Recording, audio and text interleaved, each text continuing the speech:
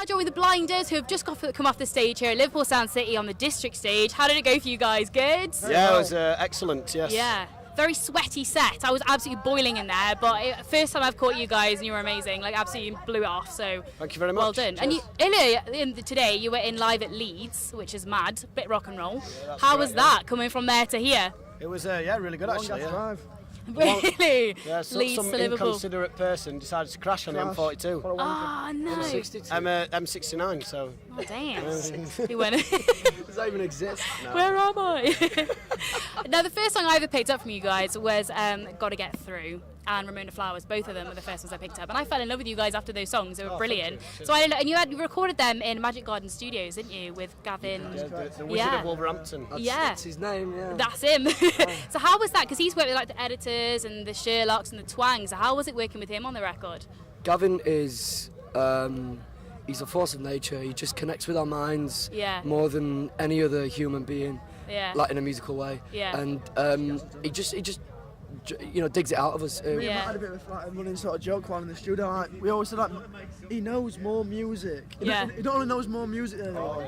He knows like what like instrument was used on like 30 we try and like question him. We try and like throw a random one in there. Like, do you know what instrument we used on the first class record in fucking? He'll tell you by the serial number. Synthesized on like the third song. We just look at each other. Skill and half that, isn't it? It's one for the CV. It's pretty good. And Gavin's amazing. He's a good guy. And I saw Miles Kane tweeted you guys today, which is insane. Yeah. How was that? Our little fanboys. Yeah, we were like a little starstruck, but it's funny because it was one of the first gigs that myself and Charlie ever went to together, a Miles Kane gig, and it was one of those moments where he was like, fuck, I could be on that stage, I could be doing that. Yeah. And then lo and behold, he's listened to our music, so we're absolutely flattered. Can you imagine if Al Turner listened to our fucking music? I have read that you guys are big fans of Arctic Monkeys as well. I mean, we grew up with them, so we missed like the whole scene around them, but it doesn't mean that we can't appreciate their music. Not at all. That first album, whatever people say is what I'm not. When you turned 18, it just made so much sense. It does. It does, yeah. Going out drinking, enjoying it. Not underage, of course. Got your ID.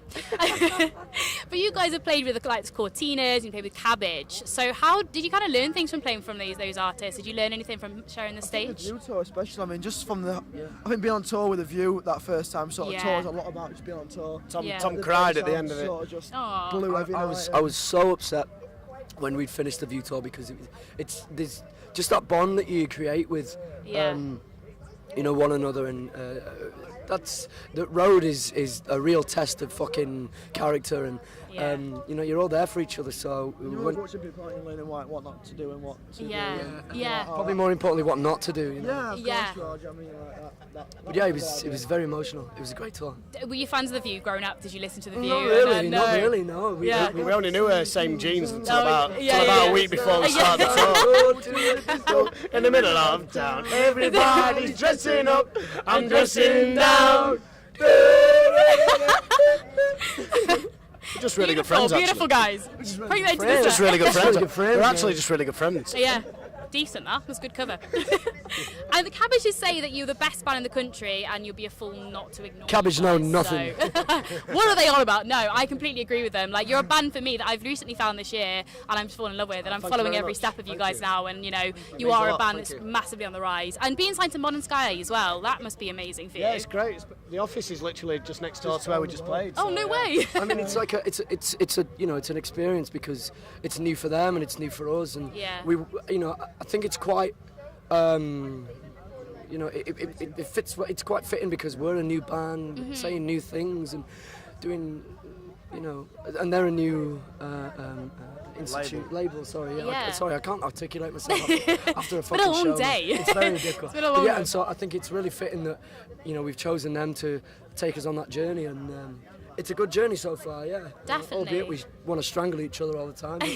Isn't that the nature of the music industry? So. Well, isn't it? But as well, you've got some great artists on like No Hot Ashes as well, and Calva Louise. So it must be really nice to kind of watch these bands that are coming with you, rising up as well, of exciting bands, really. Yeah, it's. That's not a microphone. I'm trying to catch you off guard. He's not having it. No, he's not coming back. No, he's gone. He's like, nah, I'm not having a bottle in my face, thank you. Hey, mate. He's back. I don't like being humiliated. Don't do that again. You guys have taken some really cool influence from like literature I did read and things like that, because in your music you do tell some really nice stories like Ramona Flowers and Murder at the Ballet and your new one, La Tête C'est Moi.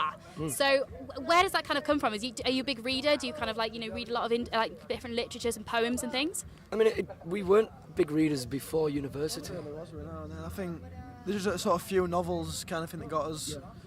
I mean, Murder at the Ballet is not really from a novel, that's just from listening to Nick Cave. The well of creativity. It's a really nice story. There's a few songs on the new album. On the new album. Oh, it is new. No, it is new. It is coming. There we go. Which are influenced by stuff like Orwell and Huxley, obviously. Yeah, I think it's so important to read. It's I'm a big believer of autodidactism and self-learning, and it's a John Hall word. And so it's so important to read and just expand your mind. Why would you not want to?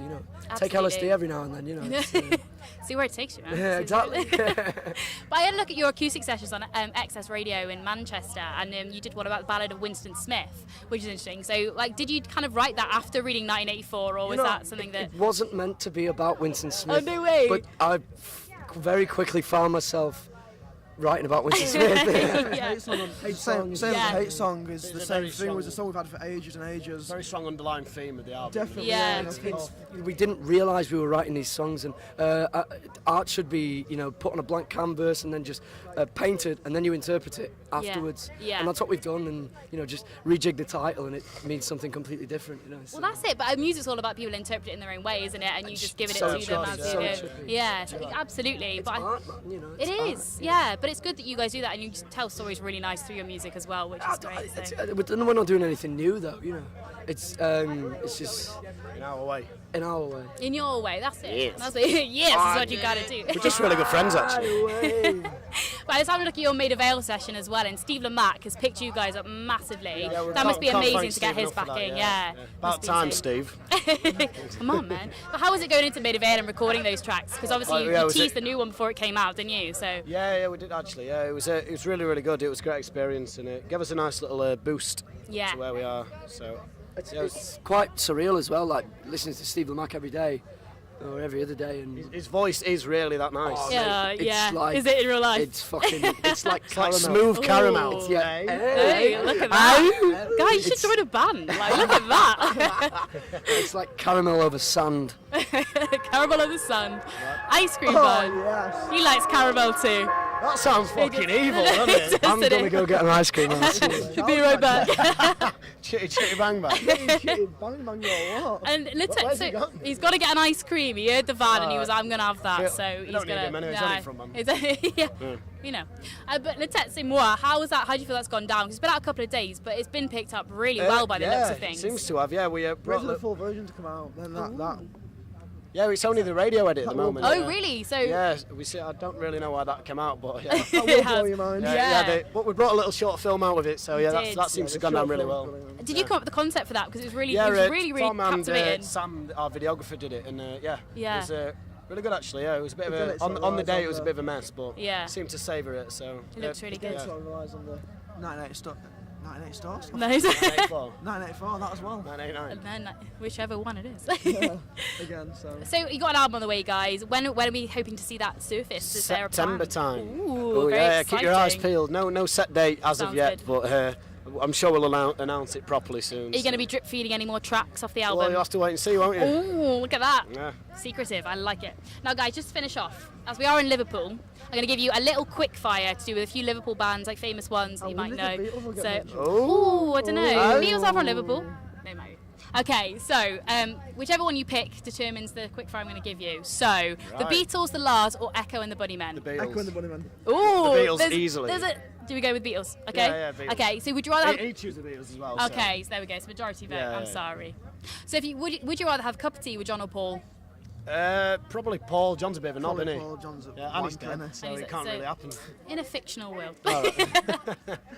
Which song describes your life the best? Long and Winding Road or Twist and Shout?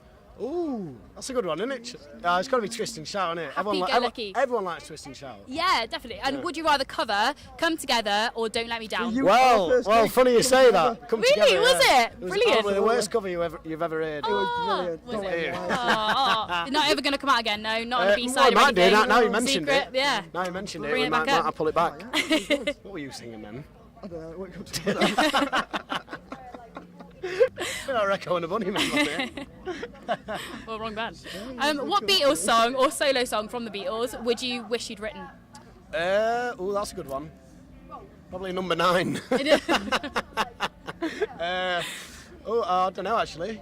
Tom would have a straight answer for But this. he's having an ice You cream. can't He'll be have gutted lots him. of magic, can you? Oh, imagine, yeah. For Oh, solo, yeah. I know it's John's, really yeah. cool, but you've, It's a great tune, it isn't is it? the song, isn't it? Yeah. In terms of Beautiful. Beatles, probably Don't just know, anything for off Sgt. Pepper's or Revolver. It's amazing, isn't it? Yeah, my favourite Oh, tune. Revolver's amazing. All White Album.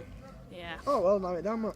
All right, yeah, Yeah, we'll Echo and the Bunnymen then. And then just That's what I whack said. it all in. We're just have a really good friends, cover, actually. Yeah. I'd like to cut us by Echo and the Bunnymen. Plot twist. And finally, if you could go back in time and go back to the 60s and record one of your tracks, kind of Beatles-esque, what track would you choose to go back and record? That's a great question. I think the Tassie might go round really well, you know. Yeah, In a Beatles- in a Ballad Beatles- of Winston Smith. Yes, that's, yeah.